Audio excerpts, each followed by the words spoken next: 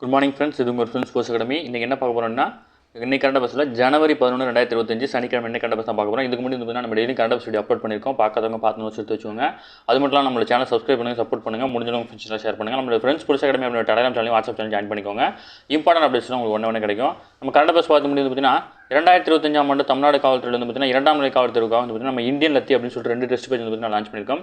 இதில் வந்து பார்த்தீங்கன்னா மொத்தம் 60க்கும் மேற்பட்ட தேர்வுகளும் 6000க்கும் மேற்பட்ட வினாக்களும் இது இந்தியன் டெஸ்ட் பேஜில் உங்களுக்கு கிடைக்கும். இதுக்கான அட்மிஷன் வந்து பார்த்தீங்கன்னா நடந்துட்டு இருக்கு.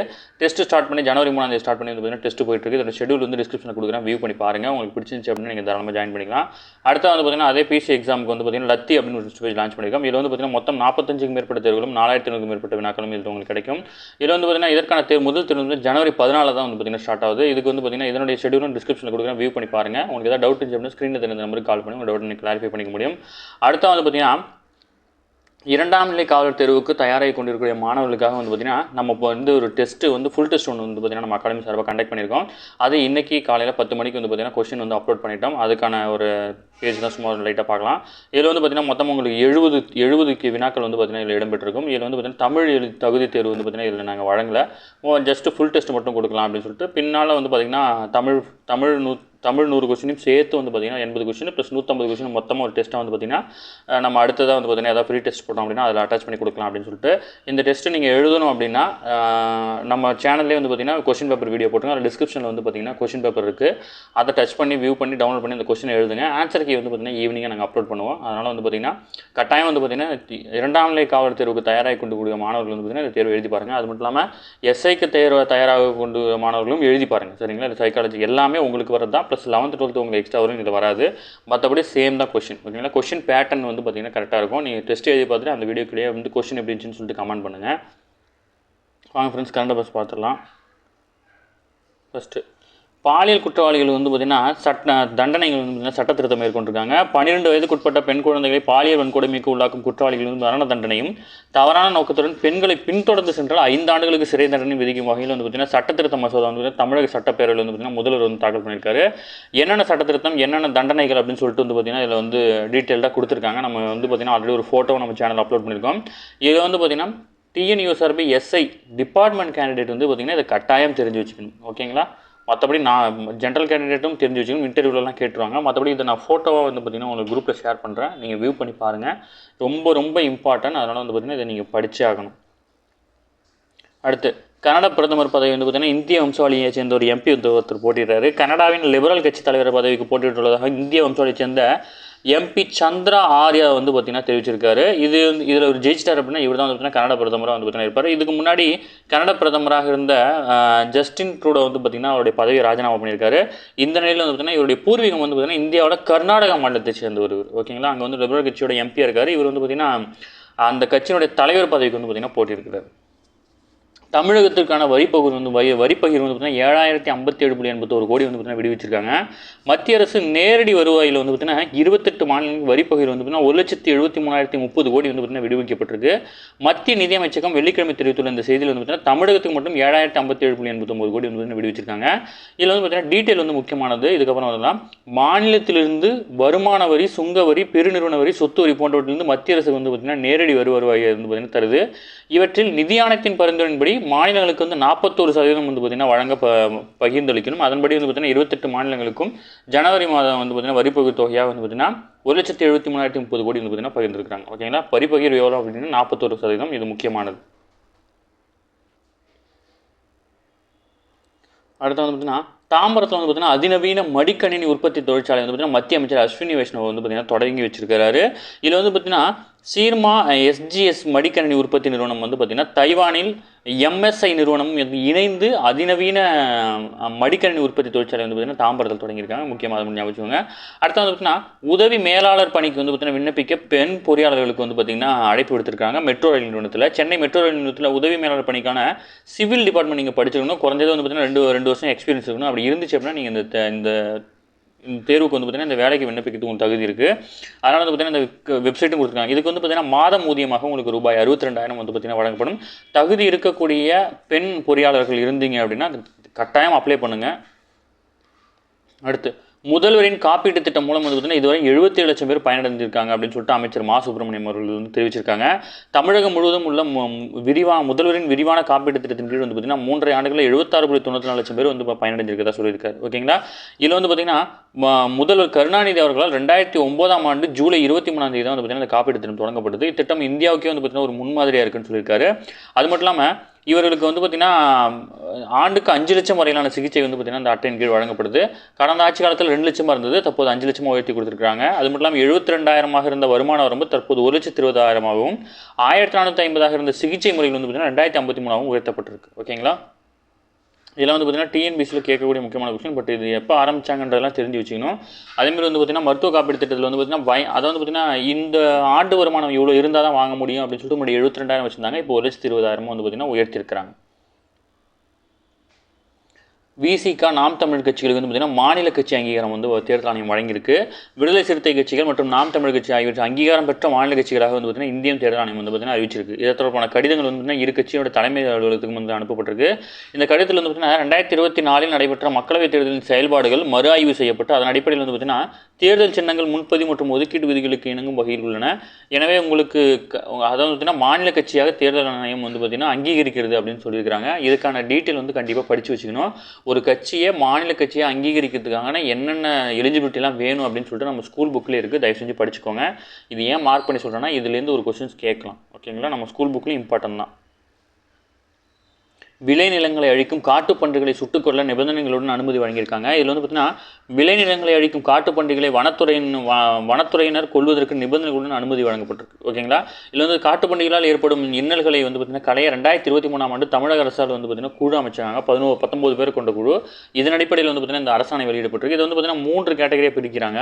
இதில் வந்து பார்த்திங்கன்னா காட்டுப்பன்றிகள் வந்து பார்த்திங்கன்னா அந்த காட்டுப்பன்றி நடமாடும் பகுதியிலேருந்து 3 மண்டலமாக பிரிச்சிருக்காங்க. 1 கிலோமீட்டருக்குள்ளே அந்த காட்டுப்பன்றி வந்து பார்த்திங்கன்னா வந்துச்சு அப்படின்னா அதை வந்து பார்த்திங்கன்னா துன்புறுத்தக்கூடாது, அச்சுறுத்தக்கூடாது. அது வந்து பார்த்திங்கன்னா அதை உள்ளே விரட்டுறதுக்கு தான் முயற்சி பண்ணணும்.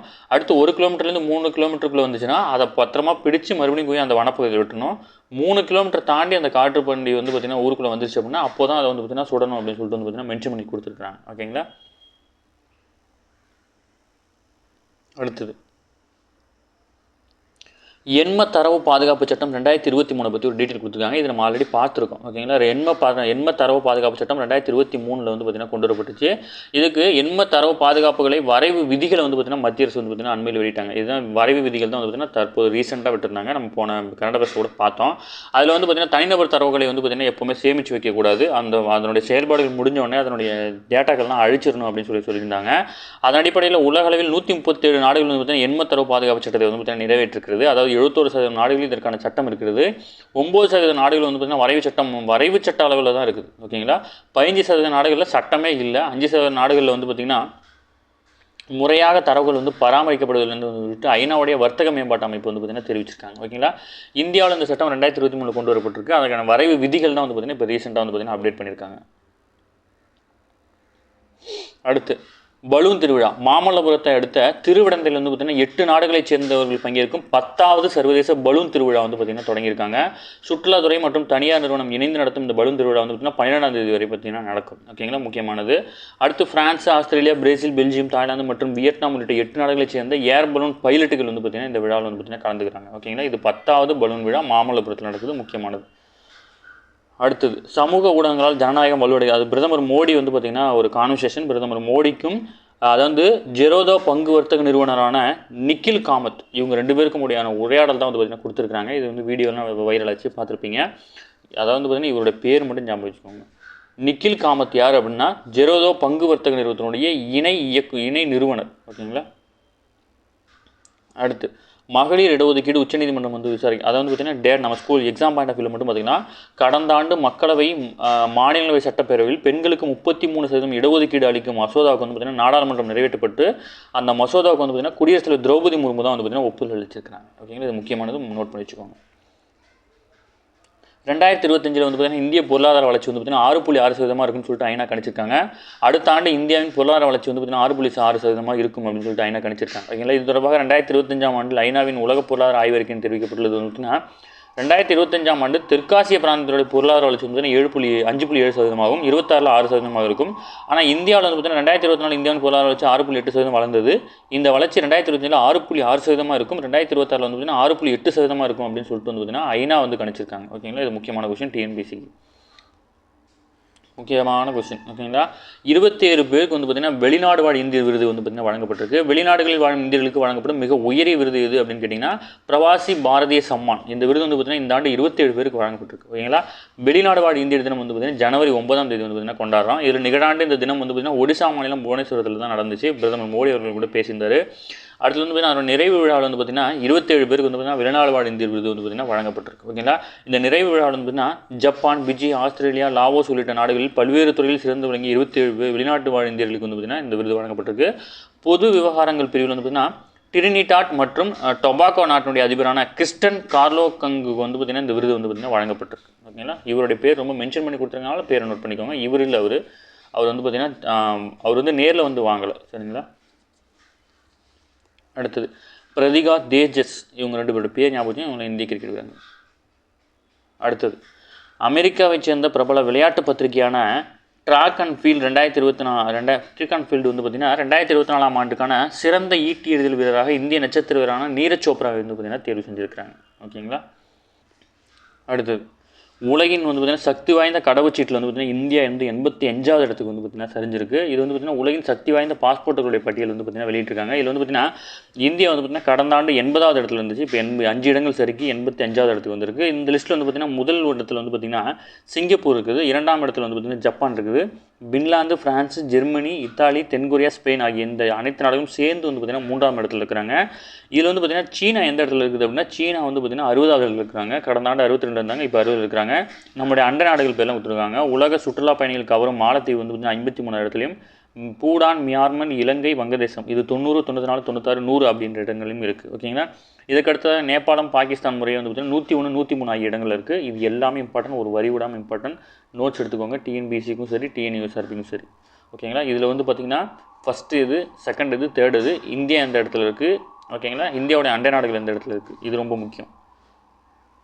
அடுத்து உலகின் மிக வெப்பமான ஆண்டாக வந்து பார்த்திங்கன்னா 2024 வந்து பார்த்திங்கன்னா அறிவிக்கப்பட்டிருக்கு. இது வந்து பார்த்திங்கன்னா உலகிலேயே இதுவரைக்கும் பதிவு செஞ்சதில் மிக அதிக வெப்பமான ஆண்டாக இது கொண்டு வந்திருக்காங்க. தொழில் புரட்சி வந்து பார்த்திங்கன்னா 1800களுக்கு இறுதியில் வந்து பார்த்திங்கன்னா புவியோடைய வெப்பநிலை 1.5 டிகிரி செல்சியஸ் வந்து பார்த்திங்கன்னா குறைக்கிறதுக்கான ஆயத்தங்கள் வந்து பார்த்திங்கன்னா பாரிஸ் 2015ஆம் ஆண்டு பருவநிலை ஒப்பந்தத்தில் வந்து பார்த்திங்கன்னா நிறைய நாடுகள் கையெழுத்திட்டாங்க.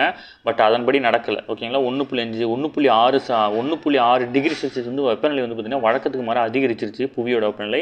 இந்த நிலையில் வந்து பார்த்திங்கன்னா கடந்த ஆண்டில் புவியின் வெப்பநிலை 1.6 டிகிரி செல்சியஸ் வரை வந்து பார்த்திங்கன்னா பாரகைட் வரை பார்த்திங்கன்னா அதிகரிச்சிருக்கு. ஓகேங்களா, இந்த நிலையில் பருவநிலை மாற்றத்தை கட்டுப்படுத்துவதற்கும் பாரிஸ் ஒப்பந்தத்தை மேற்கொள்ளப்பட்டது. இதில் வந்து பார்த்திங்கன்னா வரும் 2030ஆம் ஆண்டுக்குள் வந்து பார்த்திங்கன்னா வெப்ப அதிகரிப்பு 1.5 டிகிரி செல்சியஸ்க்குள் கட்டுப்படுத்த வந்து பார்த்திங்கன்னா இலக்கு நிர்ணயம் பண்ணியிருக்காங்க. ஓகேங்களா, முக்கியமான கொஸ்டினே தான். உலகின் மிக வெப்பமான ஆண்டாக கருதப்படும் ஆண்டு எது அப்படின்னா 2024. அடுத்து வெனிசுலாவுடைய அதிபராக நிக்கோலஸ் மடூரோ வந்து பார்த்திங்கன்னா மீண்டும் தேர்வு செய்யப்பட்டிருக்கிறார். ஓகேங்களா, வரும் வெள்ளிக்கிழமை தான் வந்து பார்த்திங்கன்னா ஒரு பதவி ஏற்றுக்கிட்டார். ஓகே ஃப்ரெண்ட்ஸ், இந்த கரண்ட் அஃபேர்ஸ் அவ்வளோதான். இதை தாண்டி இதுமாதிரி கேட்க வாய்ப்பில்லை. டெய்லி கரண்ட் அஃபேர்ஸ் டெய்லி பார்த்துங்க. அப்போ தான் மந்த்லி வீக்லி இப்படி மூவிஸ் இருக்கும். நம்ம சேனல் சப்ஸ்கிரைப் பண்ணுங்கள், சப்போர்ட் பண்ணுங்கள். முடிஞ்சவங்க ஃப்ரெண்ட்ஸில் ஷேர் பண்ணுங்கள். நம்மளுடைய ஃப்ரெண்ட்ஸ் ஃபுல் செக்டமே அப்படின்னு டெலிகிராம் சேனல் ஜாயின் பண்ணிக்கோங்க. இம்பார்ட்டன்ட் அப்டேட்ஸ் உங்களுக்கு ஒன்று கிடைக்கும்.